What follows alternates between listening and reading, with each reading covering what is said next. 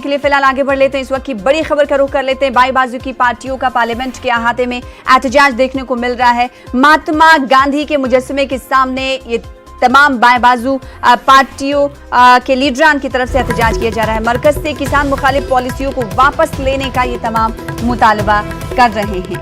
इस वक्त की बड़ी खबर, बाएं बाजू की पार्टियों का पार्लियामेंट के अहाते में एहतजाज।